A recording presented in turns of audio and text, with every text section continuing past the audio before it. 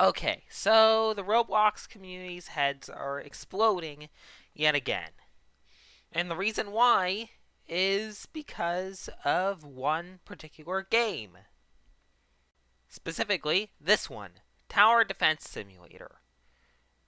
Now, the reason why is because they had an update planned today, and as you can tell by this, they did release it. And but the problem is they hyped up the update, and then after all that hype, they had to delay it a few hours because they encountered some last minute bugs, and they needed to fix them real quick. And of course, the Roblox community, being mainly comprised of children who haven't learned patience yet, ended up getting rather upset at this. I'm not going to show any examples, but you could probably find some online. As for my opinion on this, well, I don't play Tower Defense Simulator, but if it was like a game that I played, well, at first I would probably be mildly annoyed, but then I would probably just say, well, if they're doing it for the quality, uh, for quality over just like everything else, then over like making their update available to play earlier, then yeah, squash those few errant bugs. But still, keep in mind that a game update being delayed a few hours to me is absolutely nothing. And want to know why? Well, I'm going to tell you.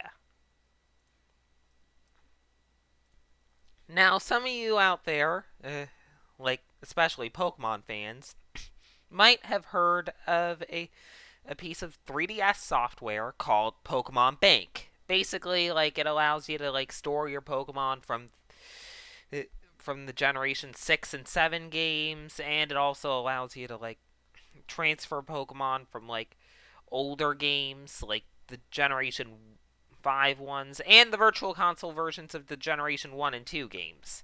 It's a pretty useful software even in 2021. Basically, it was like the predecessor to Pokemon Home. Although the thing is, its release was anything but smooth.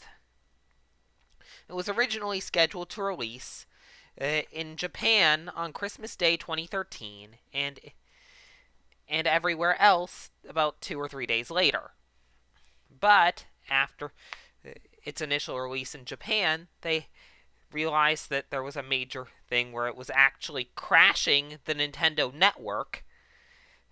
So Nintendo had to pull it from the eShop in Japan and delay it everywhere else.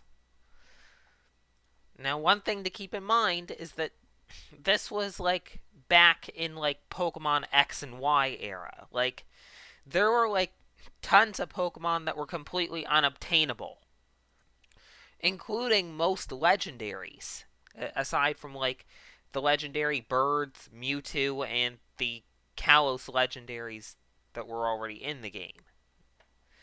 So, lots of people outside of Japan and even a lot of people inside of Japan were upset, and rightfully so, especially since they didn't give like an estimated release window or re-release window for Japan.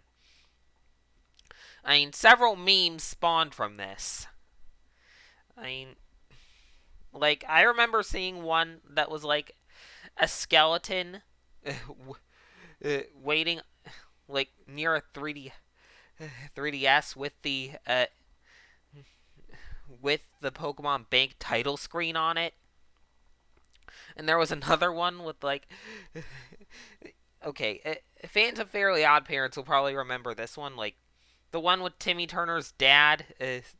Basically, in Fairly Odd Parents, there was this one episode where Timmy ended up going to like an alternate, going changing something in the past, uh, and then he went back to the present, and then his father ended up going losing his mind because he lost something that he would have gotten a trophy from.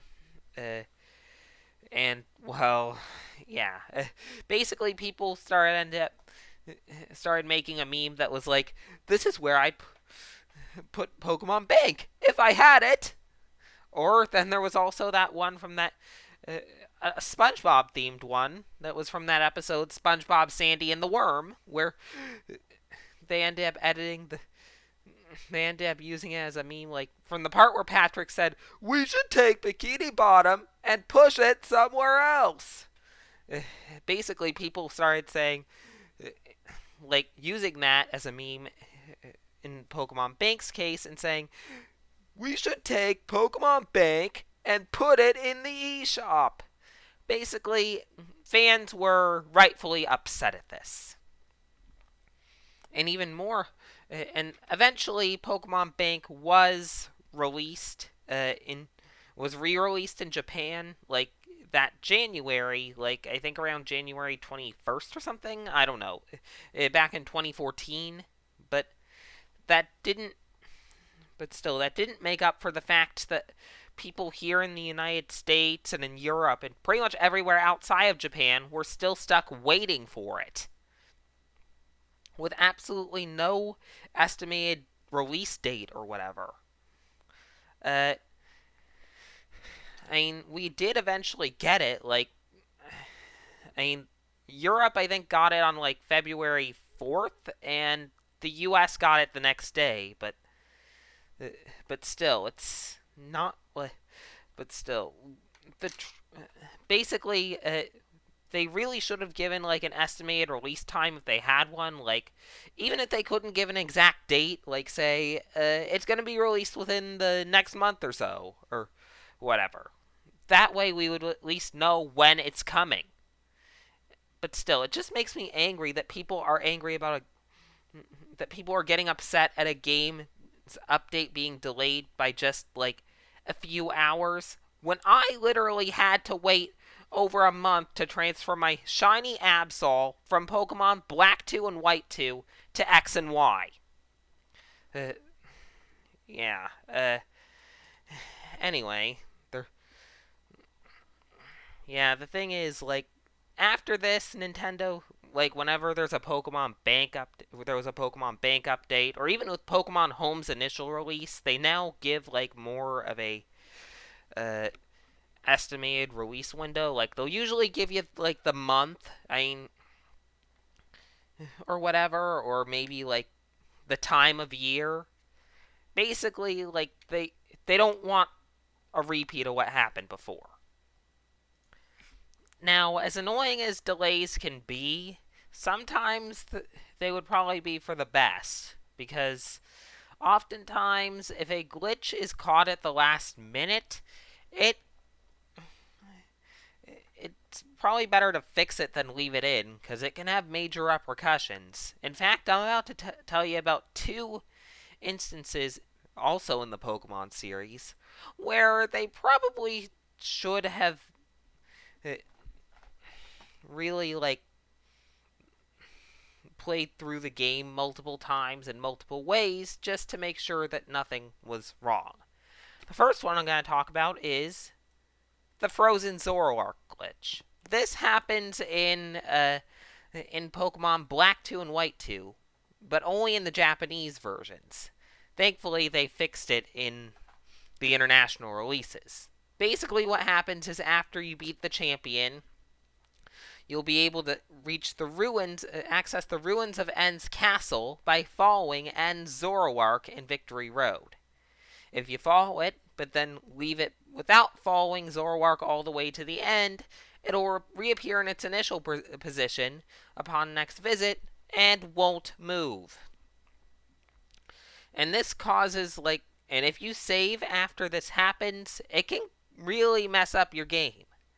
Basically, it causes the Zoroark to permanently block the path to N's castle, preventing you from meeting N, and thus from experiencing other significant events in the game, like the battle with his legendary Pokemon and with normal form Kyurem, which also prevents you from getting the DNA splicers and likewise the Pokemon that's on the box. Which, if you don't know, is Kyurem, or Kyurem's black or white forms, respectively, depending on what version you're playing. Yeah, so if you're playing this game in Japanese for whatever reason, then please make sure to follow that Zoroark to the end. Uh, so, I mean, I don't want anything weird to happen. And keep in mind, if you do save, the only way to do this is to get to N is to either A, use an action replay and a walk through walls cheat, or to completely restart your save file. Yeah. That's not good. Another notable glitch is well, it's technically called the Lumiose save glitch, but it wouldn't let me type Lumiose into this.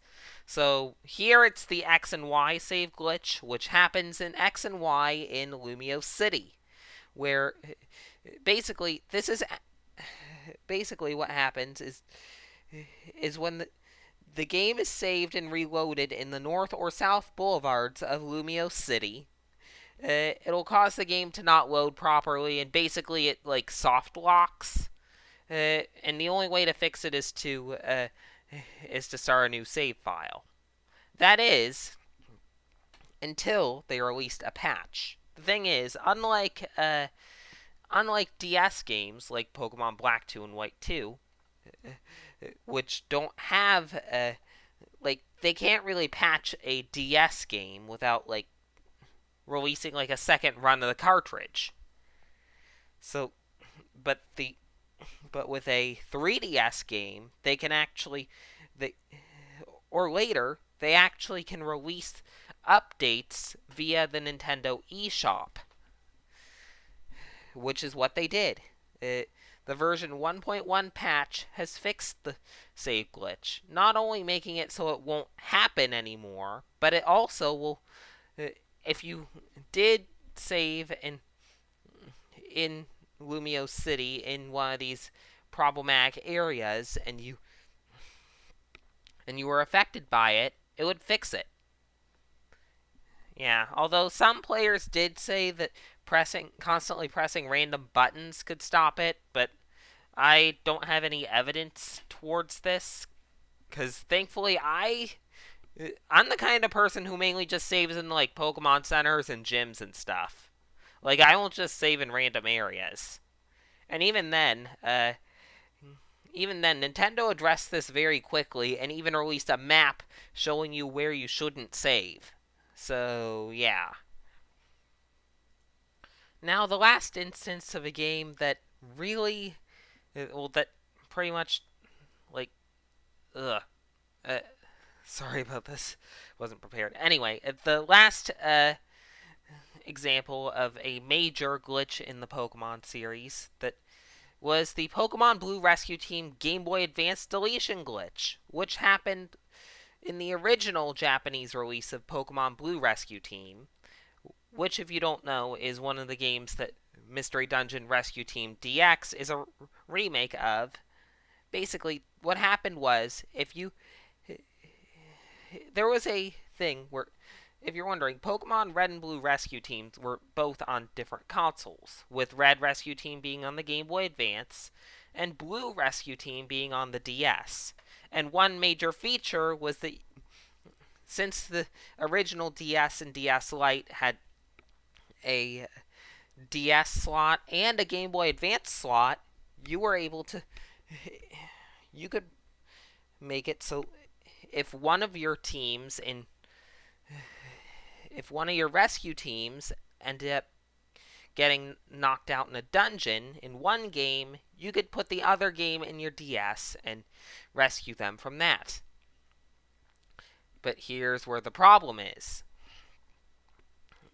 The thing is, Blue Rescue Team had a glitch that would cause it so whenever you put in a Game Boy Advance game that wasn't Red Rescue Team in the Game Boy Advance slot and turn on Blue Rescue Team, it would delete the save data in the Game Boy Advance game, and I don't think you would know until it was too late. Now, of course, this ended up causing a lot of controversy in Japan. So much so that they actually had to recall the original print of the Blue Rescue Team game and release a patched version there. Of course, all the international versions were patched, but this still proves why it's important to make sure that your games don't have major bugs, even if it means delaying them a little bit. Anyway, I hope you enjoyed this rant/informative video about delayed games and stuff, and game updates and whatever. Basically, it's like my opinions on like game delays and stuff, as well as like a little history lesson for those who want to know about what happens when you don't delay a game and there's a major bug that makes it into the final release. Of course, I ended up going over 3 of those. Granted, they're all from the Pokemon series, but hey, it's still something. Anyway, hope you enjoyed this video. If you did, please be sure to leave a like, and if you really, really enjoyed it, please consider subscribing. Anyway, till next time, take care and have a good one.